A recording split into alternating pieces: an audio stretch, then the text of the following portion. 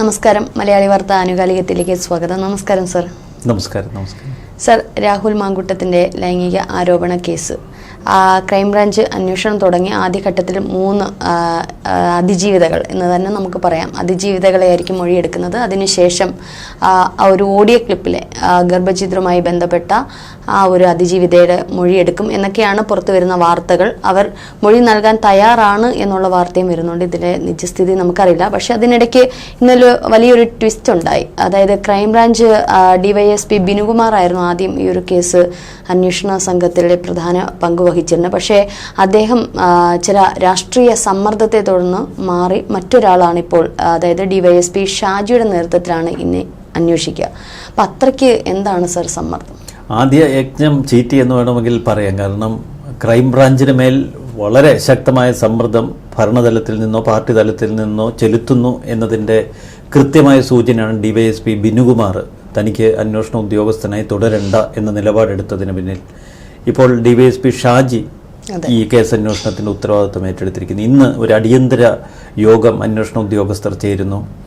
ഇന്നു മുതൽ വളരെ ത്വരിതഗതിയിൽ അന്വേഷണവുമായി മുന്നോട്ട് പോകുമെന്നാണ് ക്രൈംബ്രാഞ്ച് പറയുന്നത്. 3 അല്ല 6 അതിജീവിതകളിൽ നിന്ന് അവർ പ്രാരംഭഘട്ടത്തിൽ മൊഴിയെടുക്കും. 3 പേർ പരസ്യമായി മാധ്യമങ്ങളിലൂടെ വന്നവരാണ്. മറ്റ് 3 പേരുടെ പേരിലാണ് ചാറ്റുകളും ശബ്ദരേഖകളും ഒക്കെ പ്രചരിച്ചത്. ആ 3 പേരുടെ യാതൊരുവിധ വിവരങ്ങളും ഇതുവരെ പുറത്തേക്ക് വന്നിട്ടില്ല. പക്ഷേ ക്രൈംബ്രാഞ്ചിനെ കൊണ്ട് ഈ 3 പേരെയും എത്രയും പെട്ടെന്ന് കണ്ടെത്തി അവരിൽ നിന്ന് മൊഴി രേഖപ്പെടുത്താനുള്ള നിർദ്ദേശമാണ് ഉന്നതങ്ങളിൽ നിന്ന് കൊടുത്തിരിക്കുന്നത്.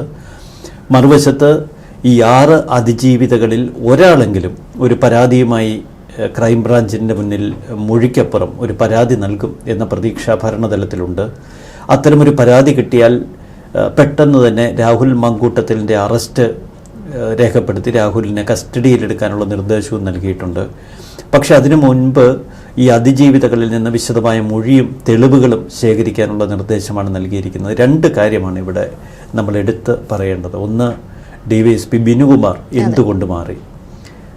2, ഷാജിയുടെ നേതൃത്വത്തിലുള്ള ഈ പുതിയ അന്വേഷണ സംഘത്തിന് ഈ യജ്ഞം വിജയിപ്പിക്കാൻ കഴിയുമോ? ഈ 2 ചോദ്യങ്ങൾക്ക് നമുക്ക് ഉത്തരം വരും ദിവസങ്ങളിൽ കിട്ടും. പക്ഷേ ഈ ക്രൈംബ്രാഞ്ച് അന്വേഷണം അടപടലം പാളിയാൽ അത് പിണറായി വിജയൻ്റെ ഏറ്റവും വലിയ ഒരു രാഷ്ട്രീയ പതനമായിരിക്കും. കാരണം ആകെക്കൂടി കിട്ടിയ പ്രതിപക്ഷത്തെ ആക്രമിക്കാൻ കിട്ടിയ ഒരു കച്ചിത്തുരുമ്പാണ് പിണറായി വിജയനിത്. ഈ കേസ് സ്വാഭാവികമായി പരിണമിച്ചിരുന്നുവെങ്കിൽ ഏതെങ്കിലും അതിജീവിത പരസ്യമായൊരു ആരോപണത്തിനപ്പുറം ഒരു പരാതി കൊടുത്ത് അതിൻ്റെ തുടർച്ചയെന്നോണം ഒരു പോലീസ് അന്വേഷണം ഈ കേസിൽ വന്നിരുന്നെങ്കിൽ അതൊരു പ്രായോഗികമായ നടപടികളുടെ ഒരു തുടർച്ചയായിരുന്നു. മറിച്ച് ഇവിടെ സംഭവിച്ചത് ഒരു സംസ്ഥാനം ഭരിക്കുന്ന മുഖ്യമന്ത്രി മാധ്യമപ്രവർത്തകരെ വിളിച്ചു ചേർത്തൊരു മാധ്യമ സമ്മേളനം നടത്തി കേരളം ഞെട്ടുന്ന തലത്തിൽ രാഹുൽ മാങ്കൂട്ടം പെൺവേട്ട നടത്തിയെന്നും ഇത് രാഷ്ട്രീയ ധാർമ്മികതയ്ക്ക് നിരക്കാത്തതാണെന്നും കേരളത്തിൽ ഇത്തരമൊരു സംഭവം ഉണ്ടായിട്ടില്ലെന്നും ഇത് വളരെയേറെ ഞെട്ടലുളവാക്കുന്നുവെന്നും അതുകൊണ്ട് തന്നെ ഇതിൻ്റെ അനന്തര നടപടികളിലേക്ക് കടക്കേണ്ടി വരുമെന്നും ഒരു മുഖ്യമന്ത്രി പ്രഖ്യാപിക്കുന്നു. തുടർച്ചയായി ക്രൈംബ്രാഞ്ചിനെ അന്വേഷണം ഏൽപ്പിക്കുന്നു.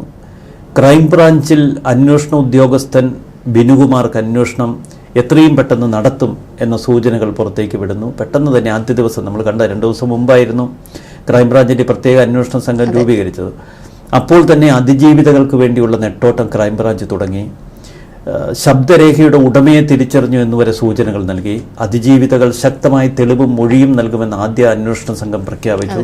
പക്ഷേ 2 ദിവസം ഒന്നും സംഭവിച്ചില്ല. അവർക്ക് അതിജീവിതകളെ കണ്ടെത്താൻ കഴിഞ്ഞില്ല. പരാതികളൊന്നും കയ്യിൽ കിട്ടിയില്ല. അപ്പോൾ പിന്നെ കൂടുതൽ മികവുള്ളവർ അന്വേഷിക്കാൻ ഒരുപക്ഷെ ഉന്നതങ്ങൾ നിർദ്ദേശിച്ചിട്ടുണ്ടാവാം. അല്ലെങ്കിൽ DYSP ബിനുകുമാറിന് മേൽ സമാനതകളില്ലാത്ത സമ്മർദ്ദം ചെലുത്തിക്കാണ് ഒരു പരാതിക്കാരിയെ കണ്ടെത്താൻ, ഒരു പരാതിക്കാരിയെ കൊണ്ടുവരാൻ ആവശ്യപ്പെട്ടിട്ടുണ്ടാകാം. തെളിവുകൾ എവിടെ നിന്നെങ്കിലും പെറുക്കിയെടുക്കാനുള്ള കർശന നിർദ്ദേശം നൽകിയിരിക്കാം. ഇതായിരിക്കാം രാഷ്ട്രീയ സമ്മർദ്ദമെന്ന് DYSP ബിനുകുമാർ ഉദ്ദേശിക്കുന്നത്. ആദ്യ അന്വേഷണ സംഘം പൊടിഞ്ഞു, ചീറ്റി പണ്ടാരമടങ്ങി. ഇപ്പോൾ പുതിയ അന്വേഷണ സംഘം ഈ കേസ് ഏറ്റെടുത്തിരിക്കുന്നു. നമുക്ക് ഈ കേസ് സത്യസന്ധതയോടെ അന്വേഷിക്കുമെന്ന് തൽക്കാലം പ്രതീക്ഷിക്കാം. ഈ കേസിൽ രാഹുൽ മാങ്കൂട്ടവുമായി ബന്ധപ്പെട്ട എന്തെങ്കിലും തെളിവുകൾ കണ്ടെത്താൻ ഈ അന്വേഷണ സംഘത്തിന് കഴിഞ്ഞാൽ അതിന് നമുക്ക് അവരെ അഭിനന്ദിക്കാം. പക്ഷേ സുതാര്യമായിരിക്കണം, സത്യസന്ധമായിരിക്കണം. അതിന് ഒരു പൊളിറ്റിക്കൽ കമ്മിറ്റ്മെൻറ്റിനപ്പുറം ഒരു പോലീസിൻ്റെ ഒരു നിർഭയമായ സത്യസന്ധത കൂടി വേണം. അതാണ് നമുക്ക് ഈ അന്വേഷണ സംഘത്തിൽ നിന്ന് പ്രതീക്ഷിക്കാനുള്ളത് ആദ്യഘട്ടത്തിൽ. ഇന്നലെ റിപ്പോർട്ടർ ചാനലാണ് ആ ഒരു ഓഡിയോ ക്ലിപ്പ് ആദ്യമായിട്ട് പുറത്തുവിട്ടത്. അപ്പോൾ ഇന്നലെ അവരുടെ ഡിബേറ്റിൽ ഞാൻ ശ്രദ്ധിച്ചപ്പോൾ കേട്ടത് ഇനിയും ഉണ്ട് കുറേ ഓഡിയോ അല്ലെങ്കിൽ ഇതുമായിട്ട് തുടർന്ന് ബന്ധമുള്ള കുറേ കാര്യങ്ങൾ ഞങ്ങളുടെ കൈകളിലുണ്ട്. അത് ആ പെൺകുട്ടി എപ്പോൾ പറയുന്നു അത് ഞങ്ങൾ പുറത്തു വിടുക തന്നെ ചെയ്യും. ആ പെൺകുട്ടിയുടെ സ്വകാര്യത മാനിച്ചുകൊണ്ടാണ് ഞങ്ങളിപ്പോൾ ഇത് പുറത്തുവിടാത്തത് എന്ന് പറയുമ്പോൾ ഇനി നേരെ അന്വേഷണം ഒരു പക്ഷേ ഈ പെൺകുട്ടിയെ കണ്ടെത്തിയിട്ടുണ്ട്. ഈ ഇടയ്ക്ക് ഞാനൊരു വാർത്ത കണ്ടത് എവിടെയാണ് ഗർഭചിത്രം നടത്തിയെന്നുള്ള ഹോസ്പിറ്റൽ തേടി ക്രൈംബ്രാഞ്ച് നടക്കുന്നു എന്നുള്ളത്.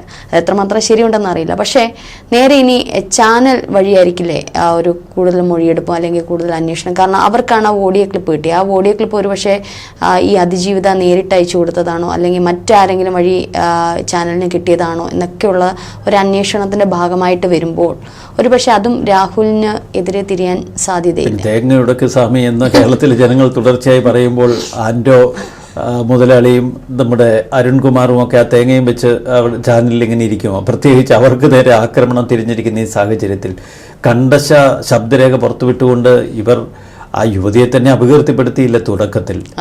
എന്ത് ധാർമ്മികതയായിരുന്നു ആ ശബ്ദരേഖ പുറത്തുവിടുമ്പോൾ? അതിനൊരു സ്വകാര്യതയുടെ തലമുണ്ടായിരുന്നു. അല്ലെങ്കിൽ അവർ പറയണം ഈ ശബ്ദരേഖയുടെ പിന്നിലെന്ത്, ഇതിൻ്റെ പിന്നിലുള്ള പിന്നാമ്പുറ കഥകൾ എന്ത്. ഇതിനേക്കാൾ വലിയൊരു ആക്രോശം ഇന്നലെ റിപ്പോർട്ടർ ചാനലിൻ്റെ ആൻഡോ മീറ്റ് ദി എഡിറ്റേഴ്സിൽ മുഴക്കിയല്ലോ. അദ്ദേഹം പറയുന്നു ഇത്തരം രാഹുൽ മാങ്കൂട്ടത്തിൻ്റെ ഇടപാടുകളിലൊക്കെ ഷാഫി പറമ്പിലിൻ്റെ പങ്കുണ്ട്, അതിൻ്റെ കൃത്യമായ രേഖകൾ തങ്ങളുടെ പക്കലുണ്ടെന്ന്. ശബ്ദരേഖയും വീഡിയോ രേഖകളും എനിക്ക് തോന്നുന്നില്ല സർ, അത് ആ പെൺകുട്ടി തന്നെ നൽകിയതാണെന്ന് എനിക്ക് തോന്നുന്നില്ല. കാരണം അങ്ങനെ നൽകണമെന്നുണ്ടെങ്കിൽ ആ പെൺകുട്ടി പുറത്തേക്ക് വരും അല്ലേ? അല്ല, ഒരു പത്രപ്രവർത്തന തലത്തിൽ നിന്ന് നോക്കുമ്പോൾ അവർക്ക് അത്തരമൊരു ശബ്ദരേഖ കിട്ടിയതിനെ നമുക്ക് കുറ്റം പറയാൻ പറ്റില്ല. പക്ഷെ അത് സത്യസന്ധതയുള്ളതാവണം. ആ ശബ്ദരേഖയ്ക്ക് പിന്നിൽ ആധികാരികത ഉണ്ടാവണം. അത് ഈ ക്രൈംബ്രാഞ്ച് അന്വേഷിച്ച് അതിൻ്റെ ആധികാരികത പുറത്തു കൊണ്ടുവരട്ടെ. യഥാർത്ഥത്തിൽ പിണറായി വിജയൻ പ്രഖ്യാപിക്കേണ്ടിയിരുന്നത് ഇപ്പോൾ സമൂഹ മാധ്യമങ്ങളിൽ വൈറലായ ഒരു ശബ്ദരേഖയെക്കുറിച്ച് അന്വേഷിക്കാൻ ക്രൈംബ്രാഞ്ചിനെ ഏർപ്പെടുത്തിയെന്ന് പറഞ്ഞാൽ നമുക്കതിൻ്റെ ആധികാരികത പരിശോധിക്കലാണ് എന്ന് വേണമെങ്കിൽ മനസ്സിലാക്കാം. ഇത് ആ ശബ്ദരേഖയെ അടക്കം അനുകൂലിച്ചുകൊണ്ട് അതിൻ്റെ എല്ലാം ഉത്തരവാദിത്തം ഏറ്റെടുത്തുകൊണ്ടാണ് പിണറായി വിജയൻ ക്രൈംബ്രാഞ്ചിനെ വിട്ടിരിക്കുന്നത്. അപ്പോൾ ശബ്ദരേഖയെക്കുറിച്ച് പിണറായി വിജയൻ തള്ളിപ്പറഞ്ഞിട്ടില്ല.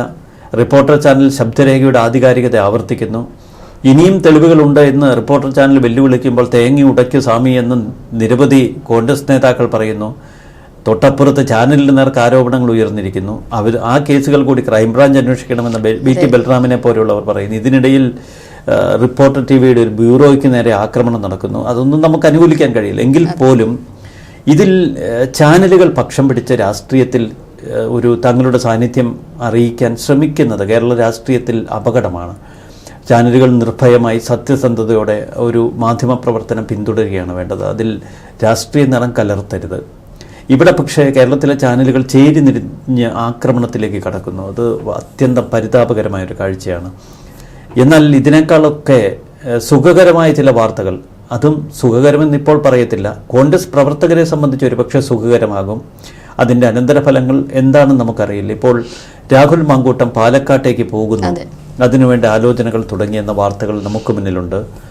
പാലക്കാട് രാഹുൽ മാങ്കൂട്ടത്തിനെ സ്വീകരിക്കാൻ ഷാഫി പറമ്പിലിൻ്റെ നേതൃത്വത്തിൽ A ഗ്രൂപ്പ് ഒരു രഹസ്യ യോഗം ചേർന്നുവെന്നും വിശാലമായ ഒരു സംവിധാനം അവിടെ ഒരുക്കുന്നുവെന്നും റിപ്പോർട്ടുകൾ. പക്ഷേ വിശാലമായൊരു A ഗ്രൂപ്പിൻ്റെ ഭാഗമല്ല ഇപ്പോൾ ഷാഫി പറമ്പിൽ. സതീശൻ ഗ്രൂപ്പിലെത്തി പിന്നീട് KC ഗ്രൂപ്പിലേക്ക് ചേക്കേറിയ ഷാഫി പറമ്പിൽ A ഗ്രൂപ്പുകാരെ ചേർത്തുകൊണ്ട് അത്തരമൊരു ഗ്രൂപ്പ് യോഗം നടത്താനുള്ള സാധ്യത വളരെ കുറവാണ്.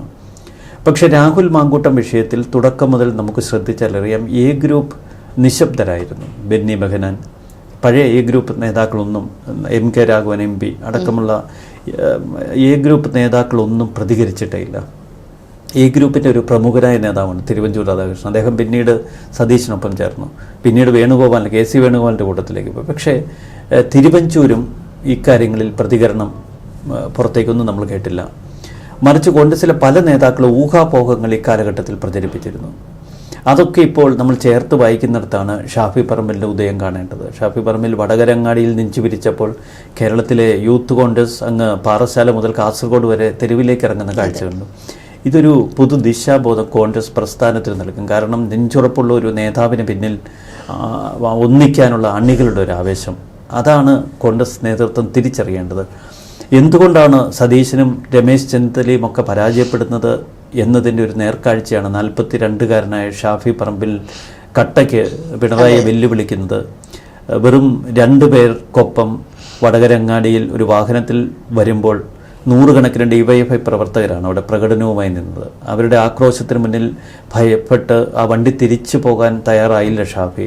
അവിടെ 2 പേർക്കൊപ്പം ഷാഫി ഇറങ്ങി ഈ നൂറുകണക്കിന് ഡിവൈഎഫ്ഐ പ്രവർത്തകരെ നേർക്കുനേർ വെല്ലുവിളിച്ചു. അവർ നായെ പട്ടി എന്നൊക്കെ വിളിച്ചപ്പോൾ അത് അങ്ങ് ക്ലിഫ് ഹൗസിൽ പോയി വിളിച്ചാൽ മതി എന്ന ആർജവത്തോടെ പറയുന്ന ഷാഫിക്ക് നേരെ തിരിഞ്ഞപ്പോൾ എന്നാൽ ആക്രമിക്ക് എന്ന് പറഞ്ഞു നിൽക്കുന്നത് നെഞ്ചുറപ്പ്. പക്ഷെ പിന്നീട് നമ്മളൊരു അത്ഭുതം കണ്ടു. ആ 3 പേരിൽ നിന്ന് നൂറുകണക്കിന് യൂത്ത് കോൺഗ്രസ്സുകാരിലേക്ക് ഷാഫിയുടെ വടകര അങ്ങാടിയിലെ സാന്നിധ്യം മാറുന്നത്. ഇതറിഞ്ഞ യൂത്ത് കോൺഗ്രസ്സുകാർ ആ വടകരയിലേക്ക് ഒഴുകിയെത്തുന്ന കാഴ്ച. അന്ന് വൈകിട്ട് ക്ലിഫ് ഹൗസിലേക്ക് നടത്തിയ യൂത്ത് കോൺഗ്രസിൻ്റെ പ്രതിഷേധത്തിൽ നൂറുകണക്കിന് ആളുകൾ ഒഴുകിയെത്തുന്ന കാഴ്ച.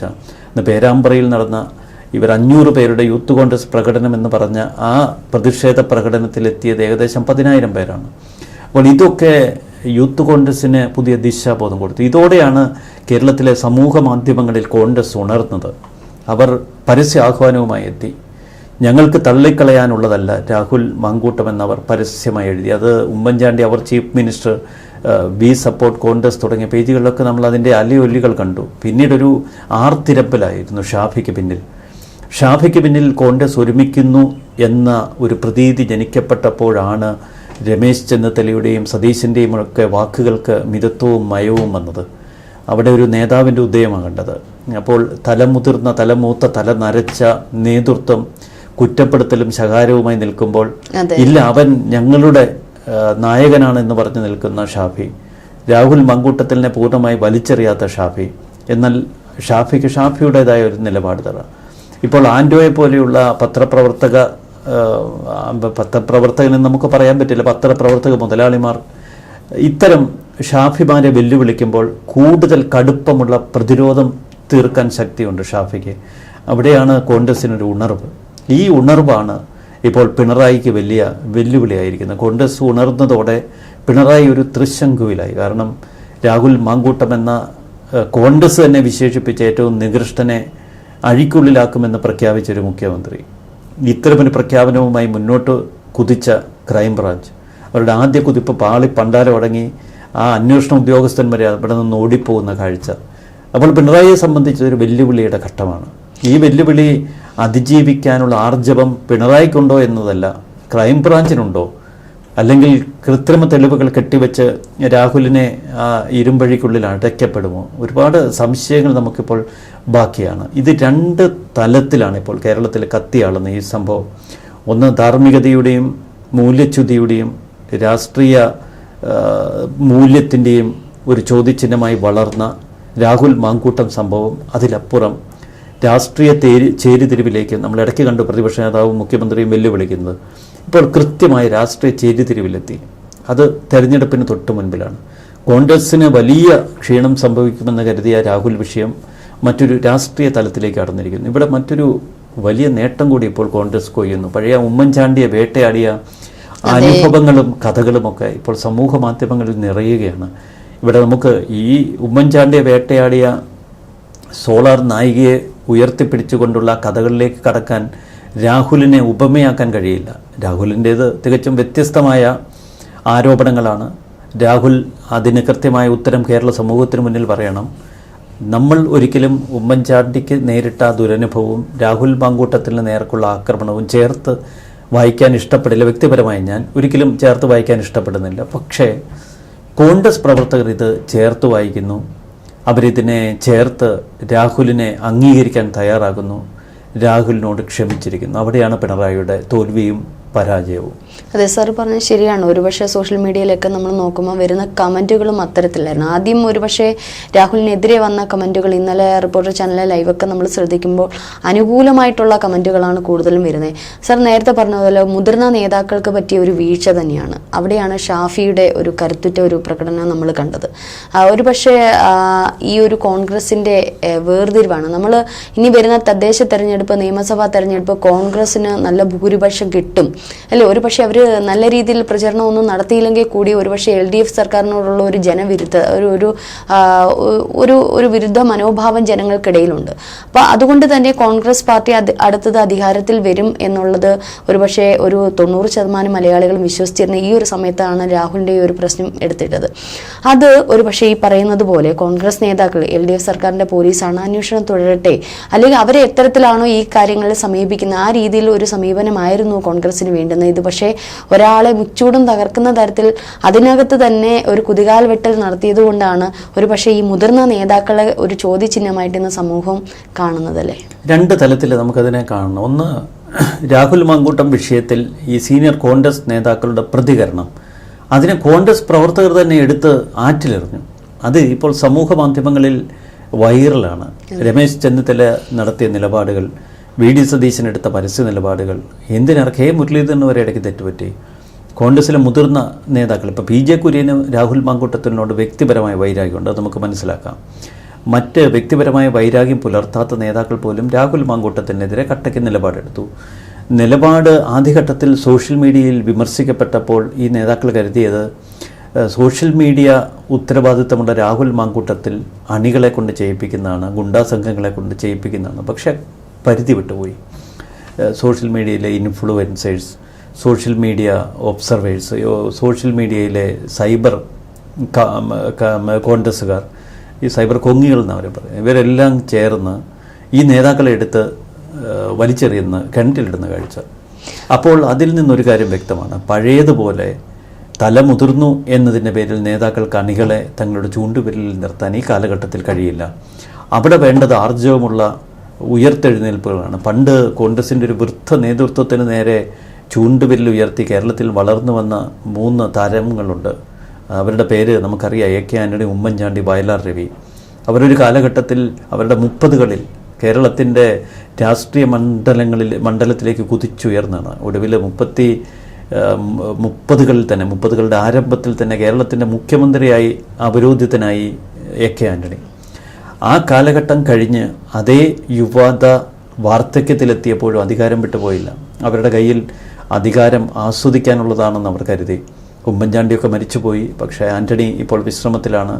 വയലാർ രവിയും രാഷ്ട്രീയത്തിൽ നിന്ന് ഇതായി. പക്ഷേ അവർക്കൊപ്പം ചേർന്ന് നിന്ന വൃദ്ധജനത ആ ബാറ്റൺ തങ്ങളുടെ കയ്യിലേക്ക് പിടിച്ചു വാങ്ങി, അല്ലെങ്കിൽ തൊട്ടടുത്ത തലമുറ പിടിച്ചു വാങ്ങി, ഇനി തങ്ങൾക്കുള്ളൊരു യുഗമാണെന്ന് തെറ്റിദ്ധരിച്ചു. അവിടെ ഷാഫി ഇപ്പോൾ കൊടുക്കുന്നൊരു മെസ്സേജുണ്ട്, ജനം ഞങ്ങൾക്ക് പിന്നിൽ അണിനിരന്നാൽ ഒരു വൃദ്ധ നേതാക്കൾക്കും ഞങ്ങൾക്ക് മുന്നിൽ നിൽക്കാൻ കഴിയില്ല, കാരണം ജനത്തിൻ്റെ ഇരമ്പിൽ അവരൊക്കെ നിലംപൊത്തിയിരിക്കും. ആ ഒരു സന്ദേശം ഇപ്പോൾ ഷാഫി കൈമാറി. ഷാഫിയുടേതൊരു വല്ലാത്ത ഒരു മുഴക്കമാണ് ഇത്. നമ്മൾ നേരത്തെ ചാണ്ടി ഉമ്മനിൽ കേട്ടു, മാത്യു കുഴൽനാടനിൽ കേട്ടു, അങ്ങനെ നിരവധി ചെറുപ്പക്കാരായ യുവ നേതാക്കളിൽ നമ്മൾ കേട്ടതാണ്. പക്ഷേ ഷാഫിയുടെ ഇരമ്പത്തിന് മറ്റൊരു മാനം കൂടിയുണ്ട്. കാരണം കോൺഗ്രസ്സിന് നഷ്ടപ്പെട്ടത് അത് അവർക്ക് ഈ തെരഞ്ഞെടുപ്പിൽ തിരിച്ചു പിടിക്കാൻ കഴിയും. കഴിഞ്ഞ നിയമസഭാ തെരഞ്ഞെടുപ്പിൽ കോൺഗ്രസ്സിന് പരാജയം സമ്മാനിച്ചത് ഈ മുസ്ലിം സമുദായത്തിൻ്റെ വോട്ടുകൾ വലിയ തോതിൽ ഭിന്നിച്ചു പോയതാണ്. ഈ തവണ UDFന് ഏറ്റവും വലിയ പ്രതീക്ഷ നിൽക്കുന്നത് മുസ്ലിം സമുദായത്തിൻ്റെ ഒരു ഏകോപനമാണ്. അതിൽ ഷാഫിയെ നമുക്ക് മുസ്ലിം സമുദായമെന്ന് വർഗീയതെന്ന് കലർത്തി വിലയിരുത്തുക വയ്യ, കാരണം അതൊരു കൃത്യമായ മതേതര മനസ്സുള്ള ഒരു നേതാവ് തന്നെയാണ്. നമുക്ക് വേറെ തെളിവൊന്നുമില്ല.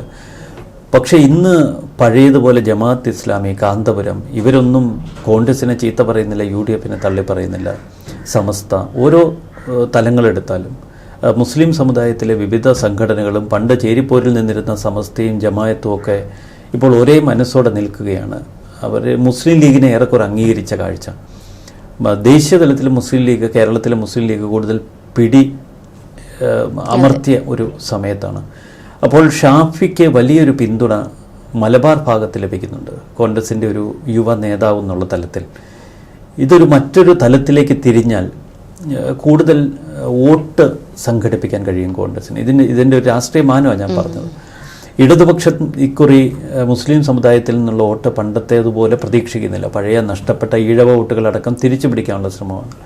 അപ്പോൾ രാഷ്ട്രീയ മാനം ഇതിന് കൈവരുമ്പോഴും ഷാഫിയുടെ വളർച്ചയ്ക്ക് ഒത്തിരി പ്രത്യേകതകളുണ്ട്. ഇവിടെ രാഹുൽ മാങ്കൂട്ടം വിഷയമൊക്കെ വിട്ട് ഇത് രാഷ്ട്രീയമായി മാറുമ്പോൾ പിണറായി ഭയക്കുന്നു അതുകൊണ്ട് തന്നെയാണ്. അതുകൊണ്ട് താൻ പിടിച്ച മൊയലിന് 3 കൊമ്പ് എന്ന് വരുത്തി തീർക്കാൻ ഷാഫിയെ തീർക്കുക മാത്രമേ ഇനി പിണറായിക്ക് മുന്നിൽ പോകാൻ വഴിയുള്ളൂ. ഏതായാലും രാഹുൽ മാങ്കൂട്ടത്തിന്റെ കേസ് ഒരുപക്ഷെ പിണറായി സർക്കാരിന് വിജയിക്കാൻ സാധിച്ച ക്രൈംബ്രാഞ്ചിന്റെ അന്വേഷണത്തിൽ ഈ പറയുന്ന അതിജീവിതകളൊക്കെ മൊഴി നൽകി പരാതിയുമായിട്ടൊക്കെ മുന്നോട്ട് പോയി കഴിഞ്ഞാൽ ഒരുപക്ഷെ അത് പിണറായി സർക്കാരിന്റെ വലിയൊരു വിജയമായിട്ടും നമുക്ക് മറുഭാഗത്ത് ചിന്തിച്ചുകൂടെ? അല്ല, ഇപ്പോൾ ഇവിടെ നേർക്കുനേർ ഷാഫി അതിന്റെ ക്രെഡിറ്റ് എടുത്തുകൊണ്ട് പോകുന്നൊരു ഘട്ടത്തിലെത്തി നിൽക്കുന്നു. സതീശന് കിട്ടാത്ത, രമേശിന് കിട്ടാത്തൊരു ക്രെഡിറ്റ് ഷാഫി സ്വന്തം പാർട്ടി. അത് മാത്രമല്ല സാർ, ഈ ഷാഫി, വിഷ്ണുനാഥ്, ഈ പറയുന്ന ചാണ്ടി ഉമ്മൻ, രാഹുൽ മാങ്കൂട്ടത്തിൽ ഇവരുടെ ഒരു വൈബ് ഒരു പക്ഷേ CPM അനുഭാവികൾക്ക് പോലും ഇവരെ അത്രയേറെ ഇഷ്ടമാണ്. അല്ല, അവർക്ക് കുറച്ചുകൂടെ മച്യൂരിറ്റി വരാനുണ്ട്. കാരണം ഇതൊരു ന്യൂജൻ പോരാളി ഗ്രൂപ്പാണ്. അവർ ഫേസ്ബുക്ക്, പിന്നെ ഈ യുവതലമുറയ്ക്ക് അറിയാം ഈ ചാറ്റിംഗ് ആയാലും ഈ ഓഡിയോ ക്ലിപ്പൊക്കെ കേൾക്കുമ്പോൾ കുറച്ച് കോമൺ സെൻസ് ഉള്ളവർ ഇതെന്താണെന്നുള്ളവർക്ക് മനസ്സിലാവില്ല. അതിലെ സത്യം തിരിഞ്ഞു വരണം. പക്ഷെ ഒരു രാഷ്ട്രീയ നേതാവിന് ചേർന്ന പണിയൊന്നും അല്ല ഇത്, അത് മറുഭാഗത്ത് നിൽക്കുമ്പോൾ. പക്ഷെ എന്നാലും യൂത്ത് കുറച്ചുകൂടെ ഇതൊക്കെ കണ്ടും കേട്ടും ഒക്കെ വളരുന്ന യൂത്ത് കുറച്ചുകൂടെ ഇവർക്ക് സപ്പോർട്ടായി, ഷാഫിക്കൊക്കെ കുറച്ചുകൂടെ സപ്പോർട്ടായിട്ട്, അത് LDF നിന്ന് തന്നെ ഷാഫിക്കൊക്കെ നല്ല സപ്പോർട്ടായിട്ടുണ്ട് എന്ന് എനിക്ക് തോന്നുന്നു. കാരണം ഇവരുടെയൊക്കെ ഒരു ഇൻസ്പിറേഷൻ വല്ലാണ്ട് യുവജനങ്ങൾക്ക് കിട്ടുന്നുണ്ട്. KSUവിന്റെ വളർച്ച ഈ അടുത്ത കാലത്ത് നമ്മൾ ശ്രദ്ധിച്ചിട്ടുണ്ടോ? കാരണം പലയിടത്തും തോറ്റ് കിടന്നിരുന്ന പല കോളേജുകളിലും ഇത്തരത്തിലുള്ള യൂണിയനുകൾ മാറി നിന്നിരുന്നിടത്താണ് KSUവിലേക്ക് ഈ കോളേജ് വല്ലാത്തൊരു കൃത്യമായ അവലോകനമാണത്. യൂത്തിൽ നമുക്ക് ഈ ഒരു യുവ നേതാക്കളിൽ ഇടതുപക്ഷത്തേക്ക് തിരിയുമ്പോൾ, CPMലേക്ക് തിരിയുമ്പോൾ ഇത്രയേറെ കണ്ണുടുക്കുന്ന മറ്റ് നേതാക്കളില്ല. അതെ അതെ അതെ. അതുകൊണ്ട് തന്നെ അല്ല, അവരെ പോലെ ഒന്ന് ഇമിറ്റേറ്റ് ചെയ്യാനൊക്കെ ശ്രമിച്ചിട്ടുണ്ട് പലരും LDF-ല്. പക്ഷെ അതൊന്നും അത്ര ഇതായിട്ട് വന്നിട്ടില്ല. അത് അവിടുത്തെ ഒരു കർക്കശ സ്വഭാവത്തിന്റെ ഭാഗമാണ്. അവിടുത്തെ പിണറായി വിജയൻ എന്ന കാർന്നൂരുടെ മുകളിൽ തലപൊക്കാൻ ഒരു യുവ നേതാവിനും കഴിയില്ല. അദ്ദേഹത്തിന് സ്തുതി പാടുമ്പോൾ അവരുടെ ഇമേജിനെ അത് ബാധിക്കും. ആ നേതൃത്വത്തിന്റെ ഒരു ശൈലിയുടെ പ്രശ്നമുണ്ട്. ഇവിടെ കുറച്ചുകൂടെ തുറന്നു വിട്ടിരിക്കുകയാണ്. ആർക്ക് വേണമെങ്കിലും മേടിക്കാം. അതിന്റെ ഭാഗമാണ് ഇപ്പൊ രാഹുൽ മാങ്കൂട്ടമൊക്കെ മേടി തകർത്തത്. എന്തായാലും കൗതുകകരമായ ഒരു രാഷ്ട്രീയ കാഴ്ച തന്നെയാണ് കേരളത്തിൽ എന്ന് പറയാതിരിക്കാൻ വയ്യ. അതെ, അതും തെരഞ്ഞെടുപ്പ് അടുത്ത ഈ ഒരു സന്ദർഭത്തിൽ ഏതായാലും കോൺഗ്രസിനെ വലിയ ഒരു 98% വിജയപ്രതീക്ഷ നേടിയെടുത്താണ് ഇപ്പോൾ ഈ ഒരു ഈക്വൽ ഭാഗമായിട്ട് നിൽക്കുന്നത്. എന്ത് തന്നെയാലും മറ്റു നേതാക്കളെ ക്രൂശിക്കേണ്ട കാര്യമില്ല എന്നുള്ളത് തന്നെയാണ് സമൂഹം വിലയിരുത്തുന്നത്. ഷാഫിയുടെ ഒരു മുന്നേറ്റം അത് ഒരു പക്ഷെ വീണ്ടും കോൺഗ്രസിനെ ഒന്ന് ഉണർത്തിയിട്ടുണ്ട്. കാരണം ഇനി വരുന്ന ഒക്ടോബർ സെപ്റ്റംബർ മാസമൊക്കെ ആകുമ്പോഴത്തേക്ക് അടുത്ത തദ്ദേശ തെരഞ്ഞെടുപ്പ് വരും. ഏതായാലും ഈ ഒരു പെൺവിഷയം മാറ്റി നിർത്തിക്കൊണ്ട് മറ്റുള്ള രാഷ്ട്രീയ കാര്യങ്ങളൊക്കെ ചർച്ച ചെയ്താൽ ഒരുപക്ഷെ കോൺഗ്രസിന് വലിയൊരു മുന്നേറ്റം ഉണ്ടാവാൻ സാധ്യതയുണ്ട്. ഇനി ക്രൈംബ്രാഞ്ചാണ് ഇപ്പോൾ വെട്ടിലായിരിക്കുന്നത്. ഇനി അടുത്തത് ഇതൊരു രാഷ്ട്രീയ സമ്മർദ്ദം ഉണ്ടാകുന്ന നിലവിലെ ക്രൈംബ്രാഞ്ച് ഓഫീസർ മാറുമോ എന്നുള്ളതും നമ്മൾ കാണേണ്ടിയിരിക്കുന്നു. ഏതായാലും പിണറായി സർക്കാരിൻ്റെ ഒരു നൂൽമേലുള്ള ഒരു കളി തന്നെയാണ് ഇപ്പോൾ നടക്കുന്നത്. ഇതിൽ പരാജയപ്പെട്ടാൽ അത് വലിയൊരു നാണക്കേടായിട്ട് തന്നെ മാറും. പക്ഷെ ഒപ്പം അത് കോൺഗ്രസിൻ്റെ വലിയൊരു വിജയമാവും. വളരെ നന്ദി, നമസ്കാരം.